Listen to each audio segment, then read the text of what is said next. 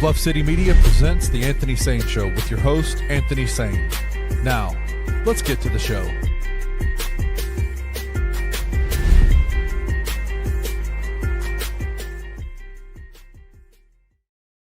What's going on, everybody? Welcome to the Anthony Sain Show. This is, of course, your host, Anthony Sain, here with my guy, man. Kenny Stubblefield is in the building. Kenny, what's up, my guy? Man, I woke up this morning to some crazy thunderstorms, and I love it. I love waking up to thunderstorms, but it's beautiful outside, man. Just took my daughter to go get Chipotle for the first time ever, so it's been a good day. You've never had Chipotle ever? No, her. She hasn't had Chipotle. That's even harder to believe, to be honest with you, because these kids love some freaking Chipotle, man. Well, Kenny, I had this conversation before, and I'm really feeling it now. I don't know if I'm eating wrong. I don't know if it's a dietary thing. I don't know how to get back drinking my smoothies the way I did. But ever since I've been full-time in enterprise and entrepreneurship, it seems like I am tired as shit, man.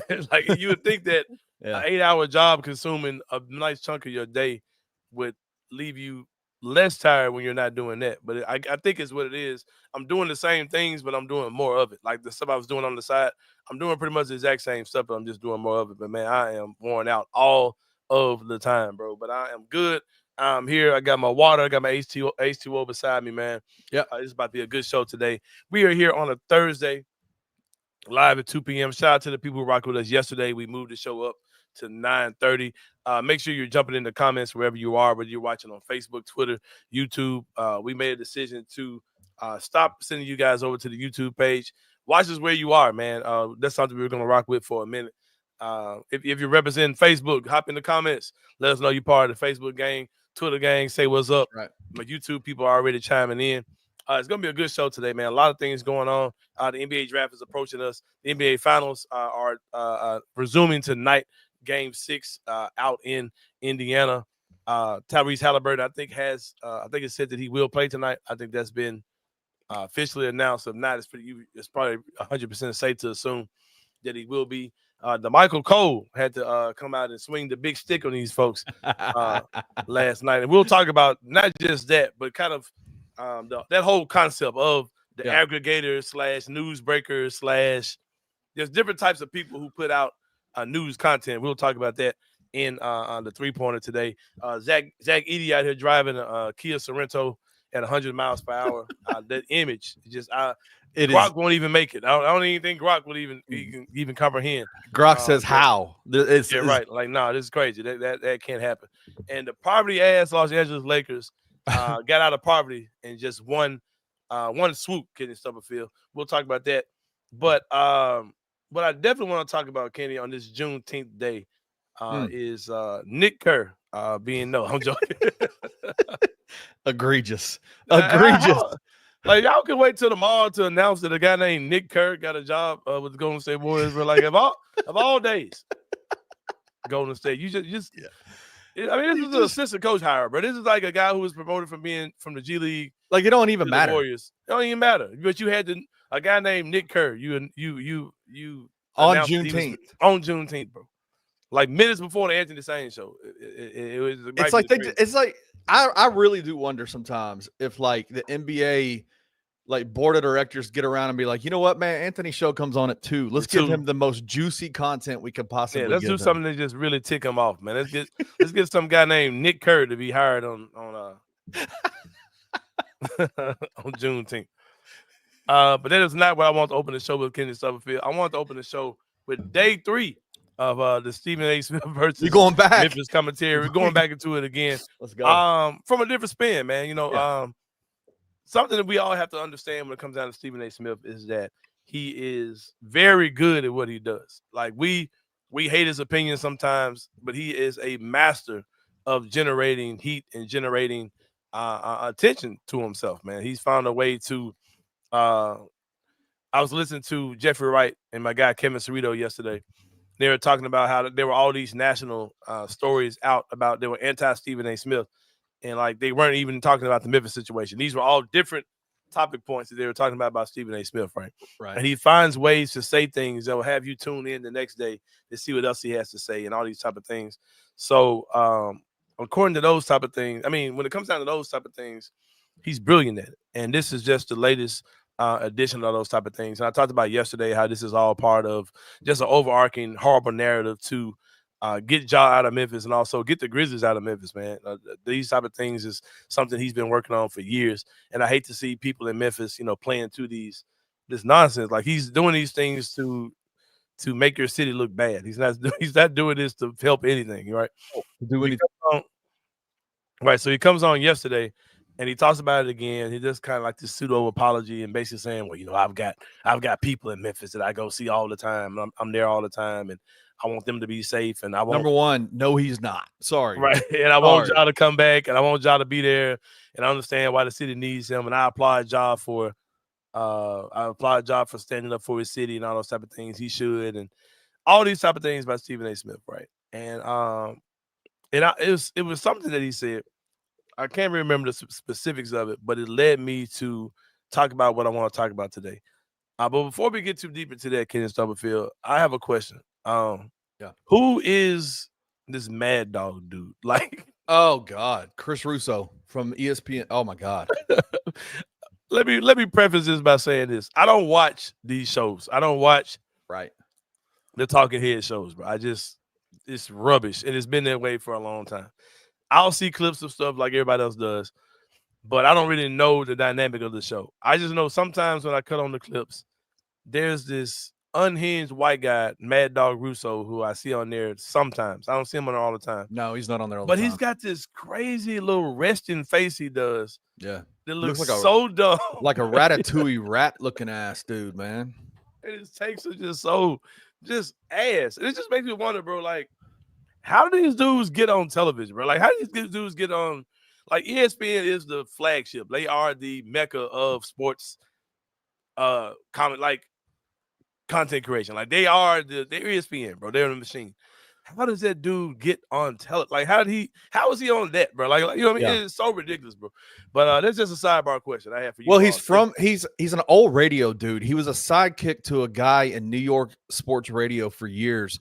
And I can't remember the guy's name, but it was the Mad Dog and something show.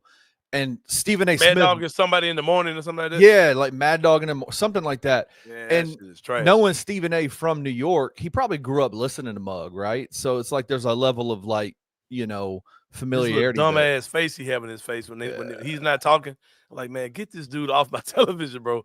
All right, off my phone. I ain't watching none of this crap on TV. Yeah. All right, man. So anyway, Stephen A. came out. And I will say this, man. He basically, some of the things he said is he's put out a call to action to the city of Memphis. Like, you guys should do better. Like, you should be able to do more for the players, et cetera, et cetera, et cetera. I'm not going to say that I particularly agree with him. But I will say this. There were times, Stephen A. Smith says he wants what's best for Memphis. He wants Memphis to be a great city. He says you got great fans, great culture, all these type of things. He wants what's best for the city. Kids, I do too. Yeah. And I'm going to put out a challenge as well to accept that call to action, not just from him, but just from anybody who is asking Memphis to be better. I've been on Facebook, I've been on social media, I've seen so many different responses to what Stephen A. Smith has said on both sides. People who are saying this is absolutely ridiculous, like myself, and people who are saying, hey, he ain't doing nothing but telling the truth. I joked about that yesterday and I mocked what that voice sounds like. And I've seen people somewhere in the middle, right? And I've seen people like my good friend Terrell Munger, who's the pastor of One Accord, and he's over the Inspire Memphis project, a project we're partnering with Memphis Magic Volleyball Institute. And he was just saying things like, we in Memphis, we kind of settle for a lot of negative things. Like I said, what makes a Memphis player, right? It's crazy that I had that conversation the week before all these things happen. We talked about what makes a Memphis athlete and why do we like John Morant and all those type of things. What makes a Memphis player? Does it have to be KCP who had a prison monitor around his ankle? Does it have to be Najee Marshall who goes by the nickname The Knife? Or does it have to be Isaiah Stewart who's Beef Stew? Like, does it have to be that type of dude to connect to the city, right? Or does it have to just be somebody who has a comeback story or is relatable or who loves us first, right? Like, what makes a Memphis player, right? And I saw, John Morant came out and he said the things he had to say to defend the city that he plays in, the fans, and defend the fans that support him and love him and support him. And all those things, we all got behind John. and all those type of things. Those things are cool. But I just asked the question from Memphis, what can we do better to prove ourselves right, bro, and not particularly to prove Stephen A. Smith wrong? That's what I want to talk about today, because I look at Ja, right, and I'm gonna ask the question: what can Ja do? Yes, Ja came out and he defended us, and we champion him for those things. We throw the cape on him for being the savior of the city. And I was having a conversation with Avery Braxton today. We were on his podcast, and he talked about how big Ja is, and as long as Ja's on his team, there's no point in talking about the Grizzlies moving. I said, man, well, it's not just tied into that, because if the Grizzlies move Ja, that doesn't mean the NBA is coming up. Oh, well, Ja's gone. It's time to come get the Grizzlies out of Memphis. Like, it's not that type of thing, right? There's nothing out there that makes even suggest that the NBA is in the business of uprooting the team and moving to another city. Everything they're talking about is expansion. Yep. Keeping what you have and moving on to another market. Like, there's in Adam Silver, he saw the results of David Stern allowing it to happen. Teams being uprooted, the Seattle type of things, which is why he's going back to get Seattle back in there. But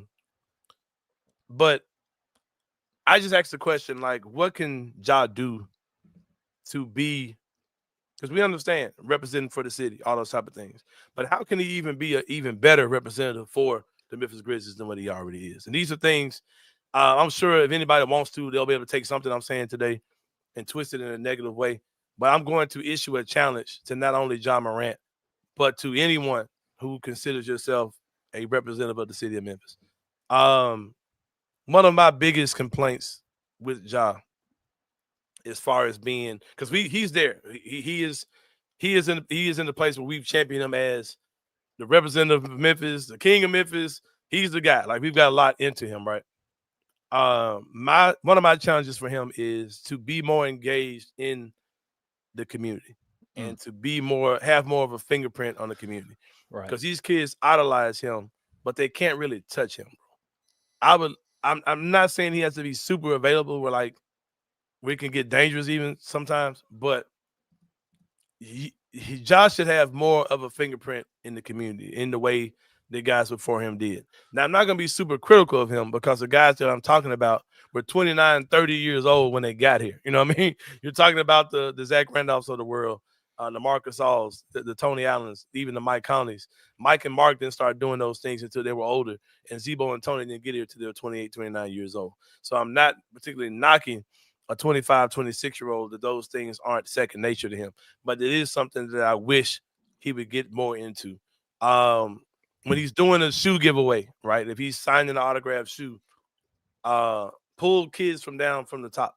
The kids who, or go outside across the street from FedEx Forum and get one of those kids and do the giveaway that way. Not just the kids whose parents are able to afford, the front row seats or whatever.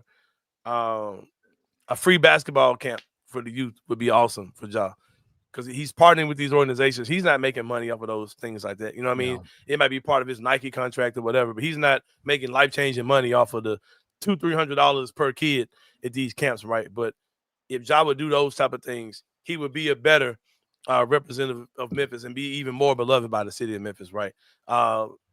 Doing more with the Tickets for Kids program, that the Grizzlies already have in place anyway. Yep. All these things, helping with nonprofits, helping with charitable organizations, being available. Like when we have community events and the Grizzly players are there, having Ja front and center. I'll just be honest. I don't know if it's coincidental. I don't know if it's BS or what. But when they have these community events, I've been at these and seen these, and Ja ain't there. And better partnership with St. Jude, LeBron, all these schools, all these hospitals like this that are in the city, right? Doing things like what Jalen Wells did. Those are the things that could really take Ja's legacy in this city to the next level. Those are off the court things, right? These are all things that, because even like when we see Ja, when he's got the camera and he was doing the documentaries and doing all these things, around town or whatever, it's all like suburban kids or just kind of stuff that ain't really hidden like that. Like, and Ja is a mega star in this city, bro. Like, beyond, he's bigger than anything we've ever seen. I argued with a bunch of ONs a long time ago when I said that Ja is the most important athlete who's ever worn a pro team across his chest. Like, you know, Penny is the GOAT. We understand that. Penny's professional days were never in the city of Memphis, and it had no financial benefit to the city at all. And he wouldn't even really hear like that at all. So I wish the job would be more engaging, be more available, do the little things to reach out to the inner city kids, because it could change so much in this city if he was that dude, bro.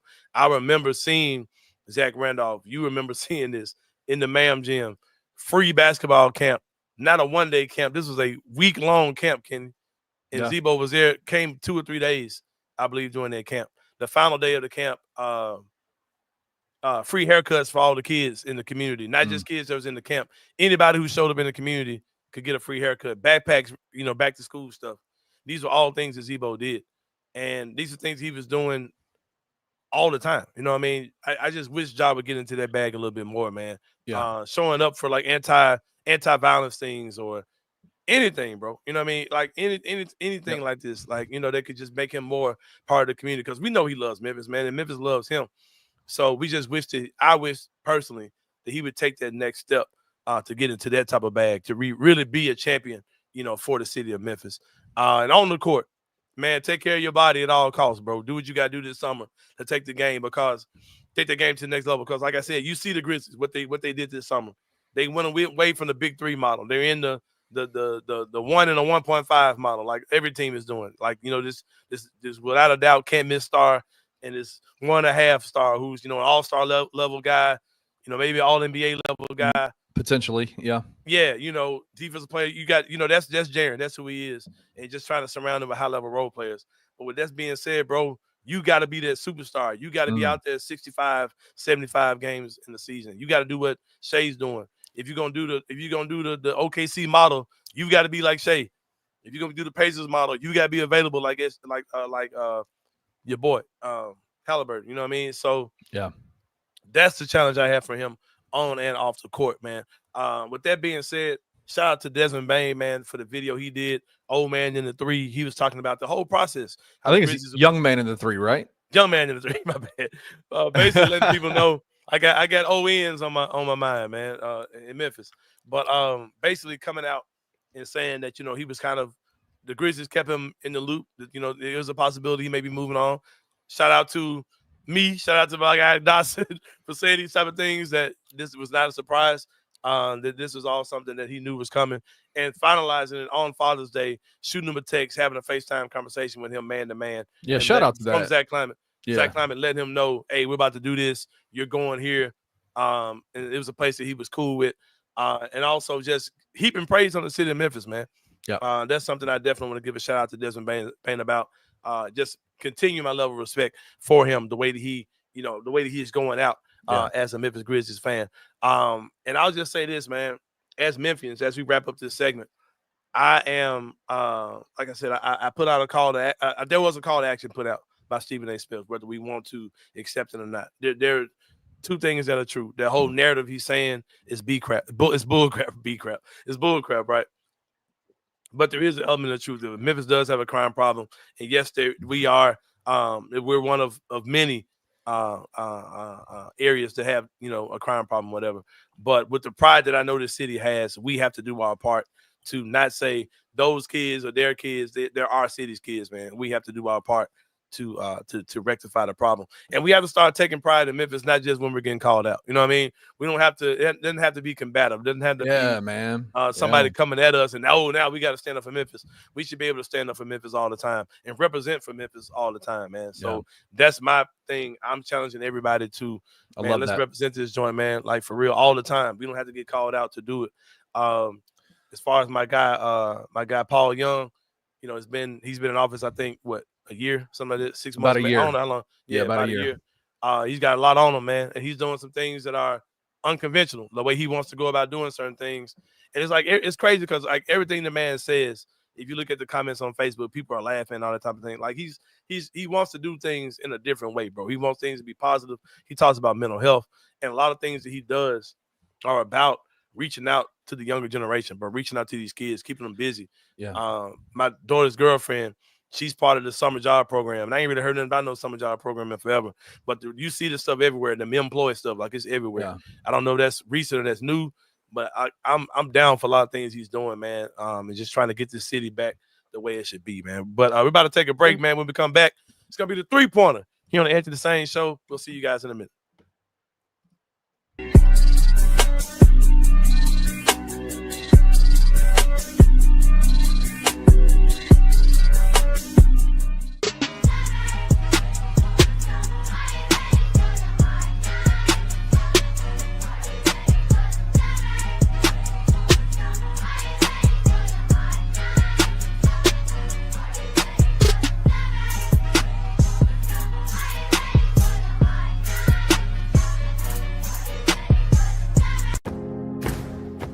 Looking for an alternative to alcohol or conventional medicine?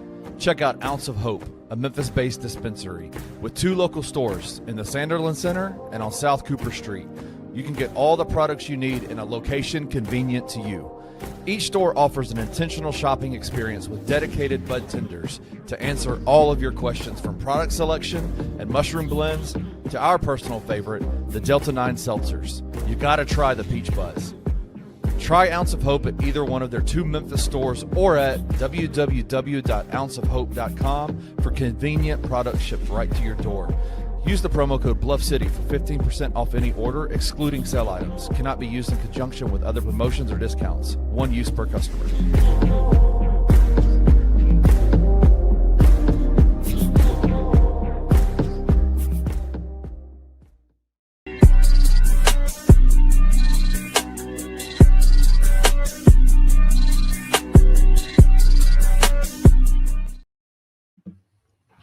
All right, y'all. Welcome back to the Anthony Sain Show. Not sure what happened during the break. I took my AirPods out and the video paused. Was it pausing on your end too? No. Did I come in live on time? Yeah, you're good. I guess that's weird. I guess when I take them out, it picks me back up where it left off at. I don't know. Anyway, but yeah, welcome back to the Anthony Sain Show. Did it pause the video? That's weird. That's weird. It paused the video on my end. It paused the live video that you're a part of. That's crazy. I was like, what am I doing? Then when I put it back in, I guess it picked up where it left off or something. I don't know. But we're back. Welcome back, y'all, to the Anthony Sain Show. Yeah, man, it's time for the 3-pointer where we talk about 3 things that are going on in the world of sports. The first point, Kenny Stubblefield, my guy, DeMichael Cole, Memphis Grizzlies beat writer for the Commercial Appeal. Evan, what's that dude's name? Evan Sittery. Hayes. No. Sittery. Evan Sittery. Sittery? Or Sideri, never sure how you pronounce it. He is a very known aggregator of information on Twitter. And he put out a tweet yesterday saying that the Memphis Grizzlies are engaged in Kevin Durant talks, and they tried something at the deadline. And, you know, according to someone familiar, a source familiar to the situation, the Grizzlies are back involved in KD talks. And I did my due diligence. I retweeted. I didn't say anything about it. I was like, all right, whatever. Here it is. Y'all say, yeah, retweet it. You guys say what you want, think what you want. You became an aggregator of content, basically. And I instantly became an aggregator of content, right? And so I instantly, there's so many people right now who are pointing at the Grizzlies trading Desmond Bane and doing some math work and kind of hoping for a KD trade. I've seen a lot of that going on out there, right? So I've never been in that camp of thinking that's going to happen. I've been saying the Grizzlies need to swing around, need to fly around this and kind of stay close to this and get involved in this situation. Be involved. It's being a facilitator of the deal, whether it's a 3-team deal, 4-team deal, and seeing if they can get some prospects or some players from either, whatever team it is, whether it be like a San Antonio or Houston. I've been saying I think the Grizzlies should and probably will get involved in those type of things, especially with the draft picks that they acquired from Orlando, right? But Evan Sittery put that tweet out. And DeMichael Cole, not too long after that, Kenny Stubblefield came in and said that the Memphis Grizzlies are not involved in any deal towards Kevin Durant. And he pretty much definitively said that the Grizzlies are not involved in the Kevin Durant trade. Drew Hill came not too long after that and confirmed it. But DeMichael, of course, killed the trade. Killed the idea of the trade. Do you ever, like, when you know somebody, like DeMichael, do you ever read their tweets in their voice because you've heard them talk? All the time. All the time. I could just hear him. I talked to him before he's put tweets out, and then heard him tweet it out just the way he said it to me on the phone. Like I've seen that happen too. But I'll say this, man. Per sources. I can hear him say per sources. And I'll say this, and me and DeMichael's friendship I try not to. It's kind of like one of those James Bond type things, or like I don't know, like one of those movies where it's kind of like I certain things I don't talk to him about because I don't want to incriminate him. Because like I want to know that I don't know that. You know what I mean? Like, so I don't want anybody to come back like, oh well, you know, DeMichael got this from Sain, Sain got this from DeMichael. So I purposely don't, you know, cross those lines with him just so that whole possibility can be eliminated. You know what I mean? So, but what was I saying? Crap, Kenny. Oh, I had two questions, Kenny. I had two questions. Yeah. I had a question and a statement, really. First of all, let me address the Evan Siddery thing first. Yesterday, I was on here defending people who put out information like my guy Dotson, right? Right. There are 4 different types of people who get into the trade, draft, news, breakish thing, right? There are 4 different types. There are people who flat out break news, like, you know, the Shams of the world, these type of guys. They don't pretend, they don't speculate. They come out and tell you Mark Stein, whatever. They tell you it's about to happen. Right. The Chris Haynes they just come out and tell you what's going on, right? The Wendy's, all these guys, right? Windhurst are all they're right. They just come out, they just say they say what it is. Right. Then you have people who are aggregators like Evan Siddery, who basically they something is already out there, they'll repost it, and they kind of put everything in a one-stop shop. All the information, you can go on their Twitter account and find everything, but they're not pretending to be the source at all. They're quoting the source and letting you know, according to so-and-so, this happened. And to that point, there's a place for that, right? To that point, they'll have multiple tweets that contradict each other because they're just aggregating content. Stuff that's out there, right? Right. And they do this for a reason, to gain content, to get money, because people look at these type of things, they engage it, they retweet it, and they're not even the original person. A lot of people, not guys who do that. I don't give a shit. They serve a purpose. Whatever. Right. Then you have people like Dotson. I don't really know what I call Dotson, but I'm going to call him an intellectual. He uses intellectual intel. And I'm gonna share what I think that means. I'm gonna break down what that means to me.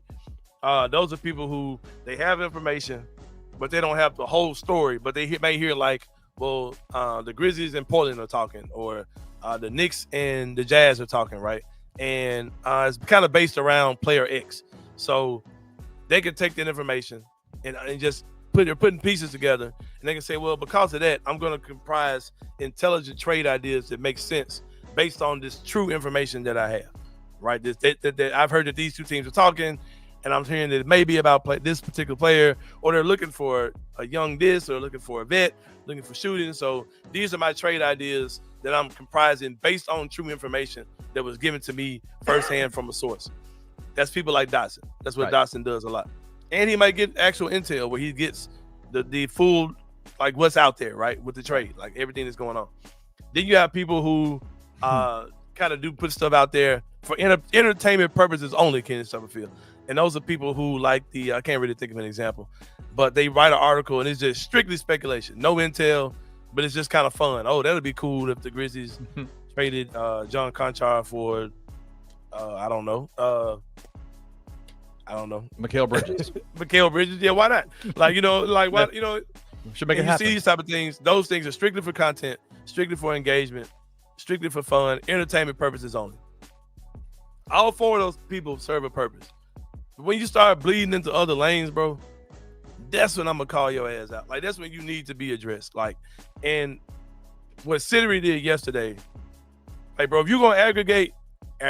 But when you step into that news breaking lane and somebody gotta call you out, you deserve the criticism that comes your way. Like, that's for real. Like, that's straight up for real. Like, I'm the type of guy, I defend aggregators. Like, I'm like, bro, I ain't knocking your hustle, bro. If you gonna go through the time to follow all these people, cut all these notifications on and all that type of stuff and put all this information out there, regurgitating all this information, if you get paid off of doing it, I ain't knocking your hustle, bro. Because I take quotes that come out of players' mouth and I put it on a t-shirt, sell it for $25 and I get paid. Like, I'm not knocking you for rekindling information that you didn't create. Like, I ain't mad at you for that. But when you get up into the lane where you're saying, they're in this, and then the Michael Cole has to come and say, nah, bro, that's not the case at all. The Grizzlies are not involved in it. That's a totally different situation. But Kenny Summerfield, I'm gonna flip the conversation before we move on to number 1. I'm gonna kick a hornet's nest on this one. Yeah, you know how I think, man. I'll come in here. I fall into another. I come into another one, another category that I ain't really say, man. I'm somebody who has intel. I can do the intel. I can do the intelligent intel thing, and I can also just what's what I'm trying to say. Come up on some shit. I can investigate some shit. Like I can just use common sense and stand on what I come up with after I've investigated the shit, bro. I just sit across my mind. I say, okay, well, what's to that, bro? Let's look a little deeper than that. So I asked a question, Kenneth Stonefield. Actually, it's questions to all the people who are watching the show. The Memphis Grizzlies, who keep everything quiet when all the Jimmy Butler stuff was coming out, had nothing to say. Yep. They never came out and said that we're not in the Jimmy Butler sweepstakes. None of these type of things, right? They never came out and did that. Nope. Why, Kenneth Stonefield, did the Grizzlies make it so urgent to let it be known through the Michael Cole? Because they didn't. If that information came out of the Michael, somebody called the Michael. They didn't call him. I mean, he didn't call them. I'm sure they called the Michael. Well, he might have called them, but anyway, might have. Yeah. Why would the Grizzlies make sure that they kill the KD trade rumors, Kenneth Stonefield? Why? Because if you were the Grizzlies, why would you want to kill? Why would you send your beat writer out? Well, not send them out. Why would you send that information through your beat writer that you're not involved in the KD trade? My initial reaction would be they're involved in other things, right? Or they are letting it be known they'll be a part of something, right? They'll be a third party team, a third team added to the equation. They'll be in it. That's kind of where I'm going, but they're not in it, right? Like that's kind of where I'm going. That's kind of where I'm going. This is what I think happens and what I think is happening. Yeah. I think that Phoenix likes the package that Memphis can offer for Kevin Durant straight up, and just like the Jimmy Butler stuff, they're like, hey, we want what y'all got. I need y'all to be in this. And Memphis has probably made it clear to Phoenix, we don't want KD, but we can talk business. We can make something happen. We're here. And I think that's what's going on. I think Memphis used the Michael to let it be known that, look, nah, we don't want Kevin Durant, but we're here. But we ain't in that. And I think that that's what I think. That ain't based on no intel. I didn't get that from the Michael. This is just me looking at the situation, spitting out what I see based on this pure speculation. Well, what does that look like then? Like if you you're kind of like an intellectual puzzle piece guy, right? Like you have this you have all these puzzle pieces in front of you, and you have this picture of what the roster, what the team could look like, and you're putting those puzzle pieces together. How does Memphis then engage in this whole thing with Kevin Durant? How do they get in as the third or fourth team? What does that look like? I think they're already in it. Okay, but what does that look like? It looks like Phoenix isn't getting enough of what they want from a San Antonio or a Houston. So they're trying to get Memphis more involved to get some of the draft assets and possibly even players that the Grizzlies have. And I think that's what's going on. I think that the Grizzlies are involved in. I think there's a reason why this KD trade is not happening yet. And I think that teams are trying to get KD for nothing, and they're trying to get us involved in it. And I think that may have even got some signals crossed to why Siddery put out what he heard or whatever he didn't hear. But I think that what happened, I think that we're connected to this, bro. Well, put your hat on, put your intellectual hat on, your projection hat on. If you feel comfortable, what names could be involved on the Memphis side? I ain't went that far yet. Okay. I ain't went that far, man, because I don't like naming names. I know it's tough to name names because we're talking about real people. The Grizzlies about to go get so and so. Yeah, we're talking about real people. Yeah. I do think the Grizzlies have talked to the parts of this, bro. Like I think that we're involved somewhere in this whole thing, and I think that us going to get that pick, getting these picks from Orlando, was the ammunition we need to get involved in this. I think we wanted to get in this, knew we didn't really have the pieces to get in on this. And they said, okay, let's see what all is out there so we can get in on this. And I think they went and got in on this, like for real. I think that's about to happen. Could be wrong. This ain't me acting like I got a source. This ain't never me just cycling stuff through the brain, bro. I'm gonna. You got your puzzle piece hat on right now. I'm gonna ask you another question. That's not a part of our rundown, not part of what we wanted to talk about. But the Grizzlies have 6 days until the draft happens, and they have the 16th pick, and I'm hearing it's so crazy to me, man. Am I wrong to get like kind of laugh at Grizzlies fans that are at the end of the season this past year? We're like, man, stop doubling down, tripling down on youth. This kind of stuff. I'm with you. I know where you're about to go. As soon as we get that 16th pick, all of a sudden now it's okay. Let's look at the draft and see who we can get as a rookie. Am I wrong to laugh at that and go, man? I think it's crazy. You guys continue to say don't double down on youth, stop doubling down on youth. Do you think the Grizzlies are going to pick that pick, or do you think they're going to use it as an asset? As time goes on, I think the Grizzlies are and they should take a draft pick in this draft. Because if you got to think about this, man, if we're talking about doing all these things this summer with the picks that we have, right? You're talking about a lot of 2-for-1, 3-for-1 type dudes. You're gonna have to fill out a roster, bro. Like, you got to have enough dudes to do your thing. And if one of those dudes is a top 16 pick in this draft, it's a lot of dudes that you can mess around to get your hands on. I wouldn't be surprised to see them move up to go get like a Derek Queen or somebody. I wouldn't be surprised to see them chase a guy like what's my guy? Neek. Come on now. My boy Neek Clifford. I wouldn't be surprised to see them do that either. Yeah. Cause bro, I ain't gonna lie. If Neek Clifford's there at 15, he's going to the Thunder, bro. Like, that dude is a Thunder player, bro. Like, if he's there at 15, yeah. He's the guy immediately. Gone. He's the guy that immediately, when we got the 16th pick, I was like, oh. Yes. Oh, like, we back in the game. Like, that's who I would get. And then the next day a mock draft comes out and it's got Oklahoma City at 15 picking him. And I was like, taking him. I almost cussed. Are we 10 minutes? Yeah, we 10 minutes. I was almost I was like, man, fuck y'all, man. Yeah. But like Dotson said though, man, there's a lot of advantages of staying in the draft. You stay there, you take your dude, and that guy has value. Like, it's not a mystery anymore. Like, you can go get the guy that everybody is talking about. It's the guy that's falling. You know what I mean? You can draft the guy, have possession of him, either keep him for yourself or send him out. We don't have to make a trade before the draft. We could go into the draft with our pick, see what's going on out there, and take that dude. And like, if you're taking a Neek Clifford, he's 23 years old. He's as old as John now. He's ready. He's ready now, you're saying? Do you think, let me project something out real quick. Do you think there's some possibilities that Kleiman's got his phone out right now and he's calling GMs and he's saying, hey, listen, we got the 16th pick. Who do you want at 16? Yeah. Like we'll pick him for you, but let's agree to a trade. Yeah. Prior to this, and then we'll make it happen. Like, people think that if they go over and they draft a dude on draft night, that means that that's what they're gonna do. No, they could be doing that, having him as an asset to use for a trade, like going to get the exact guy for a trade. Bro, I think the Grizzlies are gonna be so freaking busy. When I said this in our group chat, I said, bro, this joint giving summer 20 summer vibes. I said that before the Desmond Bain deal even went down.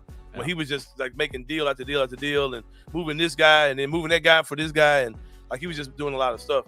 But I think that he's got the possibility to really make some moves this offseason just with the guys we got on this roster, man. And I'll say this. I would love to one day, we're gonna get a super fan and we're gonna do a raffle and we're gonna allow them to the prize to winning that whole whatever it is. Is going to be the ability to join the super secret group chat. Yeah, we might do that one day. Because if you want to see a different side of Anthony Sain when it comes to like the conversations that happen in there are pretty wild. Like, you hold yourself back on the show a lot, like in terms of things you say.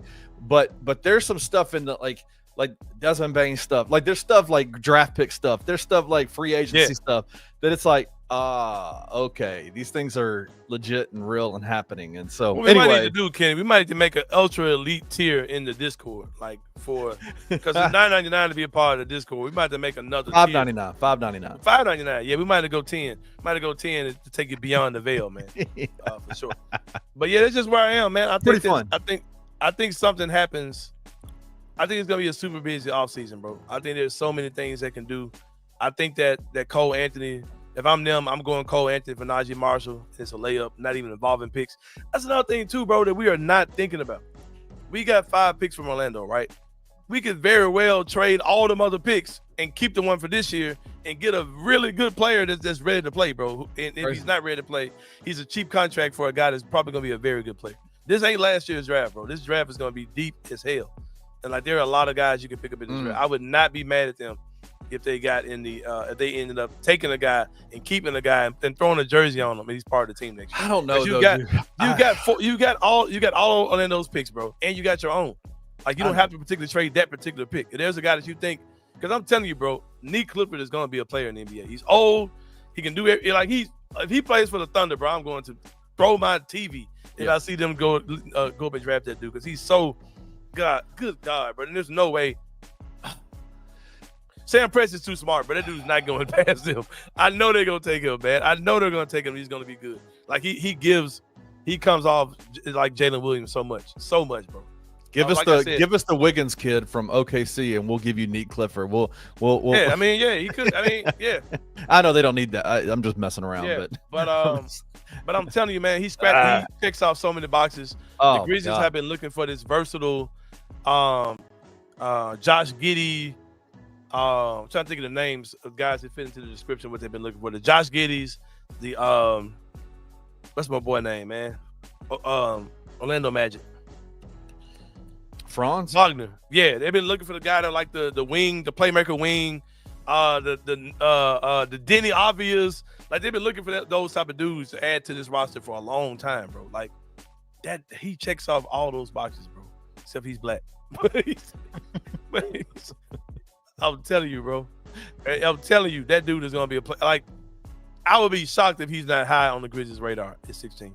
I wouldn't be shocked if the Grizzlies, when they got those picks from Orlando, with bringing him in mind, because they've been looking for that dude forever, bro. Like the playmaking defensive wing, they've been looking for that forever, bro.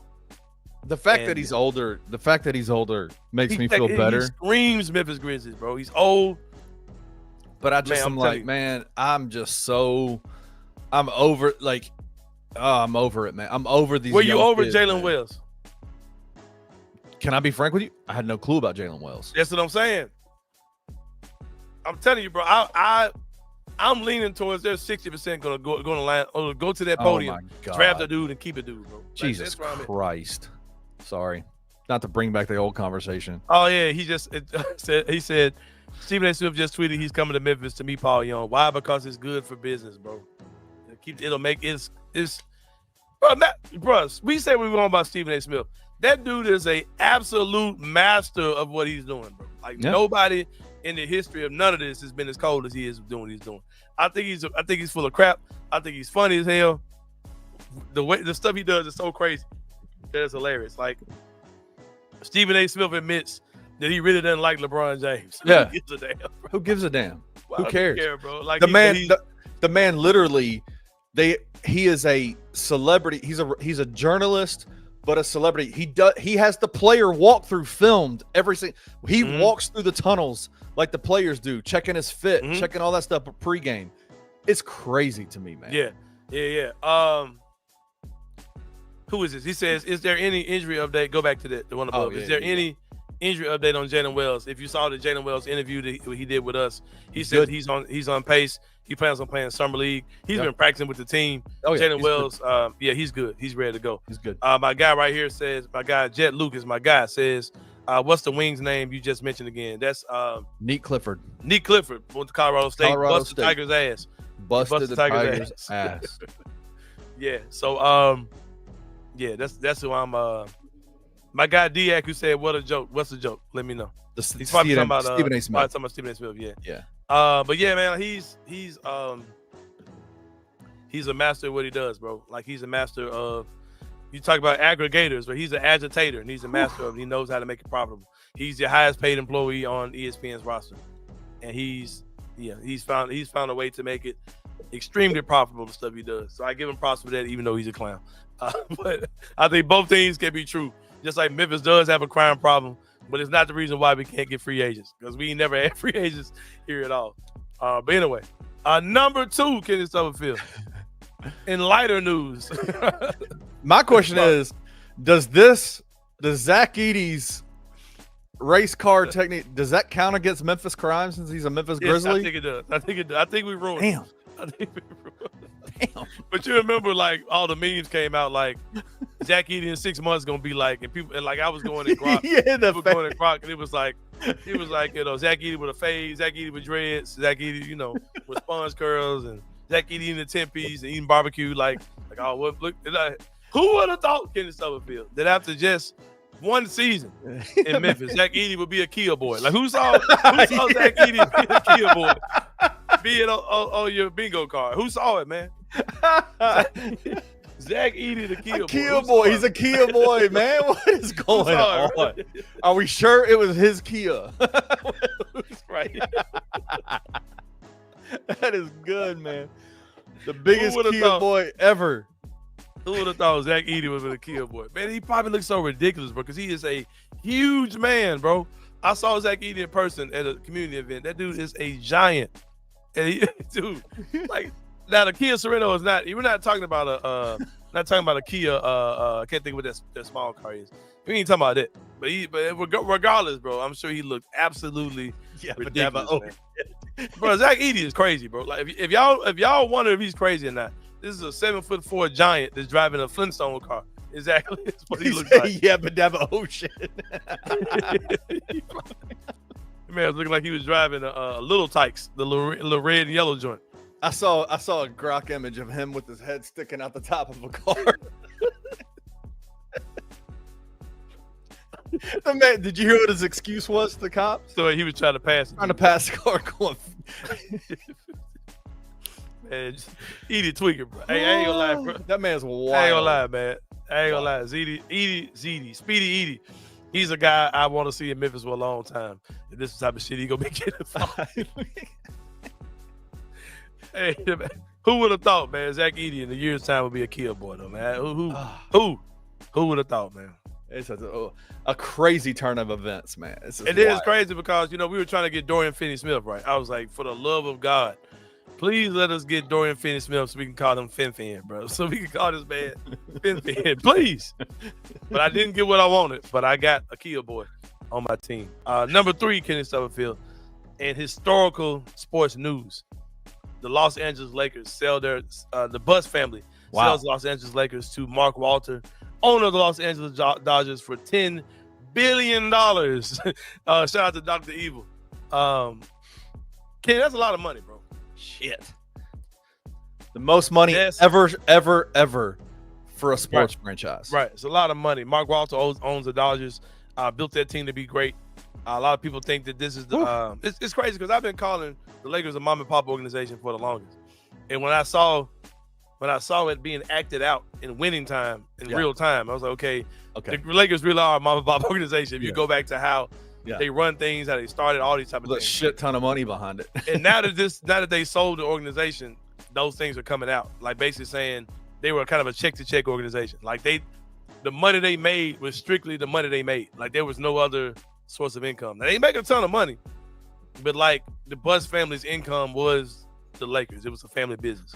There was no, like, if we take a loss, I've got this, Fortune 500 tech company to no. How did Jerry Buss make his money? I want to say it was a real estate agent. I want to say he came in finessing. I want to say that the money he paid for it, he didn't actually have the money.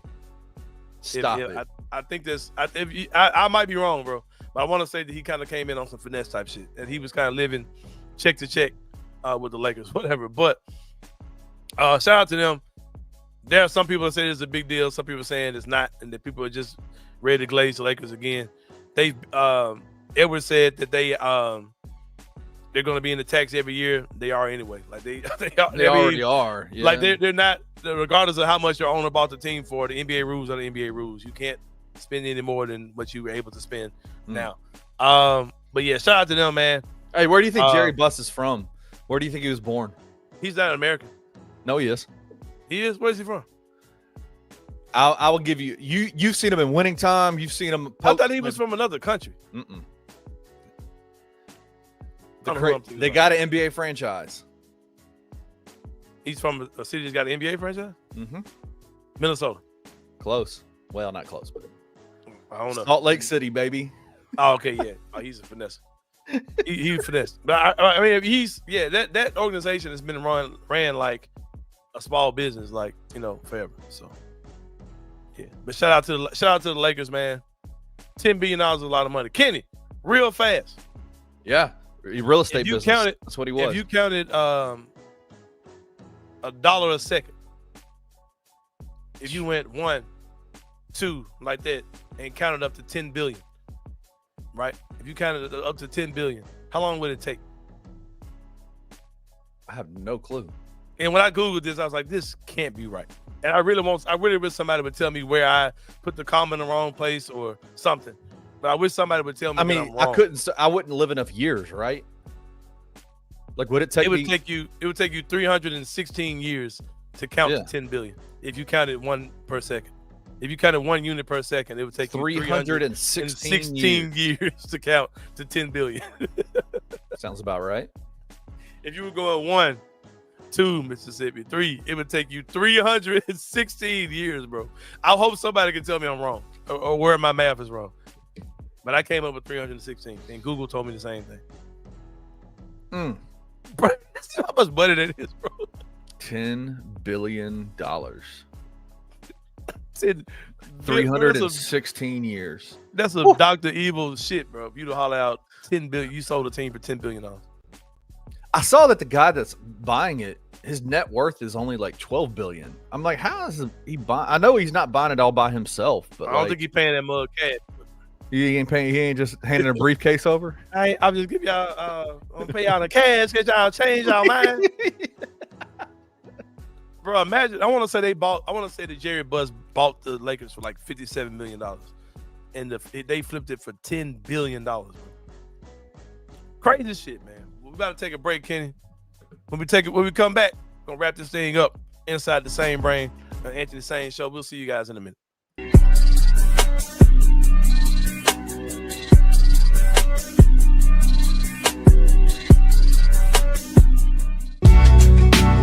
In the heart of the Highland Strip for 27 years, Trilogy Tattoo has helped tell stories for Memphians for generations. Located at 530 South Highland, Richie and his team are waiting to help you tell yours. From tattoos to piercings, your body art should be as unique as you are. Voted a Memphis Flyer top 3 tattoo shop in the city of Memphis since day one. Your story will be safe here at Trilogy Tattoo. Open 7 days a week, Monday through Saturday, 11 to 11, and 3 to 11 on Sundays. They have convenient times waiting on you. Let Trilogy Tattoo help you tell your story.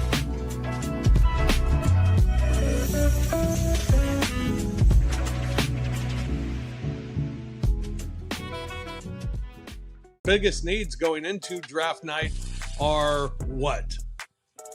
And I'm not saying specifically a draft pick need. I'm saying needs for the team that you could address on or before draft night. I still think that whatever the best talent is at the 16th position, as long as it is not somebody who is undersized, if there's somebody that is a really good shooter, that's kind of what they've been known to do.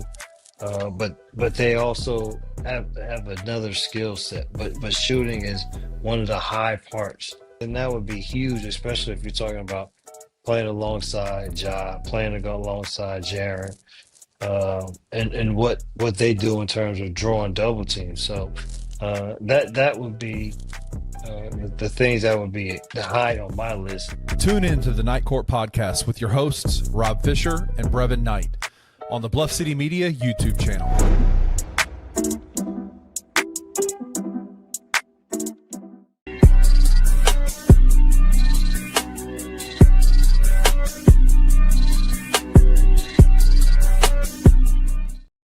So bad. I don't have nothing to say, kid.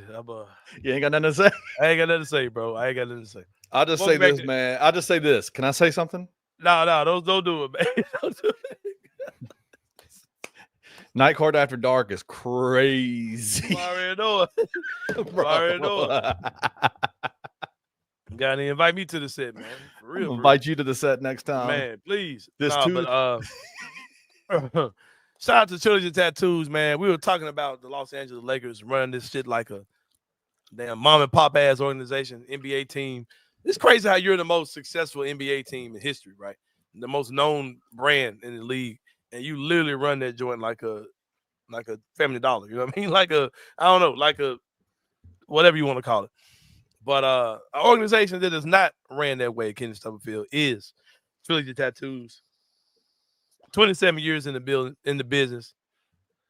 They're not your rinky-dink tattoo shop, man, with some incriminating looking brothers coming out and sketchy and needles nasty and he ain't washing his hands. It's gonna be a great experience. You're gonna feel welcome when you come in. You're gonna feel comfortable when you come in at Trilogy Tattoos. Some of the best. Like I said, if you see a tattoo in the city of Memphis, there's probably 6 degrees of separation between that and Trilogy Tattoos. So many of the great tattoo artists have came through there at one point or another, and that's something that Richie prides himself in. Empowering guys, letting them go out and do their own things, start their own companies. And he's created a tattoo culture here in the city of Memphis like none other. Let them tell your story at Trilogy Tattoos, one Memphis location over there on Highland. Shout out to our good friends at Trilogy. Hey, go see my guy Mark. You saw Mark in the video. Mark was the guy that tattooed me. That man literally got done with my tattoo in like 20 minutes, 30 minutes. For real? Like, and it's a decent size, like a lot of colors, a lot of lines, stuff like that. Very fast, very good. Didn't feel it at all. I mean, it was an easy process, man. I'm thinking about getting me something done, man. I'm thinking about getting me Jared, go done. see him, man. Tell him Bluff City Media, Anthony Sain Show sent you, man. Yeah, man, for sure. Make sure y'all show us that love when y'all go get your work done at Trilogy Tattoos. Well, Kenny, I'm supposed to be off today, Kenny Stubblefield. It is Juneteenth. Shout out. I can tell you here I have the option whether I want to work today. And if I had said, Kenny, when you run the show, you wouldn't have had nothing to say. I work for other establishments, other publications, other people who it wasn't even a concept, Kenny. It wasn't even thought about to be off on Juneteenth, right? But I am glad that I do work for work with organization in Bluff City Media that if I said, hey, Kenny, I'm taking the day off for Juneteenth, would not have been a big deal at all. And I could have called Richie, like, Richie, I'm taking the show off, bro. So, you're going to be one short. I'm sure Richie would have understood. Richie would have been like, cool. But Kenny, that hasn't always been the case. And today is Juneteenth. And I'll kind of give you guys some background of what Juneteenth is for those who don't understand. My brother Jet Lucas was in the comments, and I'm sure he's going to hold me accountable if I say something wrong. So I'm about to choke. I can't be serious, but shit. I'm sure my guy Jet Lucas is going to correct me if I'm wrong. I'm going to give y'all kind of Cliff Notes version of what Juneteenth is. It's basically a celebration of the emancipation of slavery or the ending of slavery back in 1865, Kenny. Kenny, how long do you think slavery lasted? Because we kind of talk about slavery. Oh, it was ugly. It was terrible. But we don't really think about how long it was going on for. We almost talk about slavery like it lasted a couple summers. Like it was I don't know. But how long do you think slavery lasted for? God, I don't even want to guess an answer, bro. I'm so like I should know this, right? Like Civil War, 1860s, 110 years. 246 years. Damn. Slavery was a thing in America. Slavery lasted longer than it hasn't lasted. Kenny Stubblefield, that makes any sense. Slavery ended in 1865. 1965 will be 100 years. Yes. So, yeah, slavery lasted for almost 100 years longer. We got 100 more years to go before we catch up with how long slavery was going on in America. But Sain. It's such a leave that stuff in the past. History, man. It's history. But that is so crazy to think about, bro. Yeah. That we were like, let me see if I'm doing my math right. 1965 would have been 100 years. 40 years would have been 2005. Yeah. Yeah. We got like almost exactly 100 years to go to even catch up with the amount of time that slavery actually happened from when it didn't happen. It ended. All right. So, oh man, it just anyway. The celebration of Juneteenth, Kenny, started in 1866. There was some level of celebration that started within the Black community in 1866 and when it began. Kenny, 2020 was an important year in U.S. history, right? You had the global pandemic. You had the George Floyd murder. A lot of the Black Lives Matter movement started. Sports leagues began participation. Social justice campaigns. And it led many to believe, Kenny Stubblefield, that racism started in 2000. there are a lot of people that thought that racism didn't become a thing until George Floyd was murdered, right? Just a crazy year, 2020 was, of course. Crazy. Something else happened that year within the black community, Ken and stuff. We were so ticked off with America, whether it be the things that were going on during the pandemic, of course, the George Floyd situation, like I said. Then we said, man, you know what? This year we gonna treat Juneteenth like never before. And a lot of black people were actually celebrating Juneteenth. People were at home for the most part, so people were making a big deal out of Juneteenth. Kenny, do you remember the summer of 2020 when there was a run starting from June the 19th, 2020 to about July the 5th of nothing but fireworks every night? Do you remember hearing that? Yes, dude. Oh my gosh, yes. Wow. Many people believe that this is something that black people were doing as a protest of America and the things that were going on in America and the celebration of Juneteenth, where we shot fireworks on Juneteenth and shot fireworks every night until July the 4th. Yeah. And that's something that was going on. And I remember people were complaining about their dogs, and poor Muffin can't sleep and she's having anxiety attacks, and all people talking about all this stuff about dogs, and they couldn't. And bro, I remember laughing my ass off. I was like, bro, martial arts masters are a different breed, bro. Because I was like, where are y'all getting all these damn fireworks from? Like, it was like, you see dudes on Facebook, I got them just, bro. I got them fireworks, baby. Meet me at the store. So I'm like, damn. People were so enterprising during that time. Yeah. During the lockdown, right? I mean, the shutdown, whatever that was going on in 2020. I don't even want to remember. But and since then, Juneteenth has become very commercialized. You see Target got involved. Your major retailers are selling Juneteenth merchandise, and Juneteenth stuff is all over the place. And it's a lot of black people got offended, like, well, look at what they're doing to it. But like, you can't ask for something to be acknowledged and expected for it not to get nasty and commercialized. It's just what's going to happen. Like, you see all these different companies. You got Juneteenth ice cream and all this different stuff that's coming out, right? And everybody's making it a thing, which I'm excited about. I'm excited that that's the case. I'm excited that a holiday set aside to commemorate us not being slaves anymore, or us being free-ish in America and being given certain liberties. I'm down for that, right? Yeah. And it's just a time to just celebrate being black. But Kenny, this is what I want to see happen. I wish, as a black person, I'm very jealous of white people for this. Probably the only thing I'm jealous of. Yeah, I was like, wait a second. Breaking news. One thing. Hold on, let me tweet this out. White people, as well as my Hispanic brothers, yeah, you guys have holidays that are like get drunk, get high, do whatever you want to do. Holidays. It's an excuse. And that's St. Patrick's Day. St. Patrick's Day, everybody gets involved, right? The local pubs, they get a stimulus from it. Everybody's out drinking beer. The pubs blow up. Everybody's wearing green. Parades, all this type of stuff going on. Cinco de Mayo, Hispanic restaurant, Mexican restaurants blow up, bro. On these days. Oh yeah. Everybody gets drunk. Everybody comes together, having a good time, acting a fool, doing their thing. I want Juneteenth to become that, bro.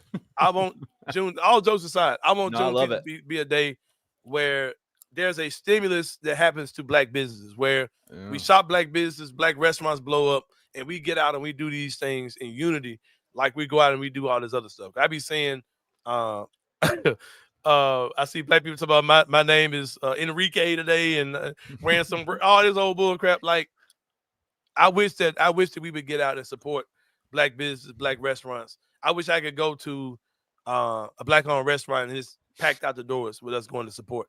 But yeah, man, like that's what I would love to see Juneteenth become, a day where we get out and do our thing, get drunk, get high, turn up, don't go to work the next day. I would love to see it really get to that point. I think it's getting close to it. But should it be on a Friday then? So it's we got moved at night. Like Friday, then have the long weekend. But it's kind of connected to the 19th, kid. I don't think we could. Hey, next year we turn it up. Next year we turn it up, bro. Oh, it is. It's a Friday. It's a Friday next year. I'm tripping. Yeah, it's got to be the 19th. Yeah. It's connected to a day. We can't just change the date. I can't change the date. The next Friday we turn it up, bro. You could do like next Thanksgiving Friday. And do like the third Friday of June. I don't know. Yeah. Yeah, whoever the next president is, King Trump. We need y'all to give us, no matter what day it fall on, make it line up. But we got the rest of the week to do our thing, bro. For sure. I have a question for you. I have a question for you. How do, and I think we got a lot of people of the non-melanated. You got a co-host, oh yeah, for sure, or you got a producer here that is a non-melanated friend that would love to be able to celebrate with you on Juneteenth. With me personally, me? Yeah, well, not just with you, but just in general. Just in general, how do we celebrate Juneteenth? What would ideally what would that look like? Oh, how should white people support? Yeah, that's why. Yeah. Support black-owned business. Like go to a black-owned restaurant. You know, online, buy some black products. Now, if you try to get some hair products, it ain't gonna do. Y'all, you know, it's a totally different thing. So, you know. That type of stuff. Yeah, support black business, bro. I love it. Support a black nonprofit like Memphis Magic Volleyball Institute. You know? That type of stuff. A lot of things you can do. And go out and party with us downtown, man. Like go. Yeah, man. Go where we be at, man. Do your thing. Love it. Jared, what do you do with your wife? Oh. Jared Davison. And I went to follow him on Twitter. I already followed this dude. He's like doing this thing. He's in the sports world, man. Yeah, Jared, how do you celebrate? How you celebrate with your wife? With your wife, man. What do you do? Do y'all have I've always been intrigued by biracial couples, like who are like where it's like, well, because a lot of biracial couples, it's a corny black dude and you know, just an average white lady. So a lot of the cultural blending don't really happen because these dudes are cornballs. You know what I mean? Wayno said awkwardly. Because I'm intrigued by it. I'm intrigued by when cultures come together and you got somebody that's like 100% black and 100% white when they come together. Like, do y'all do pumpkin pie and sweet potato pie? Do you? Like, Jared, you better be a beast in the kitchen if she's having you cook, because, bro. Yeah, you better be able to do your thing, man. Hey, man, so he give his wife the day off.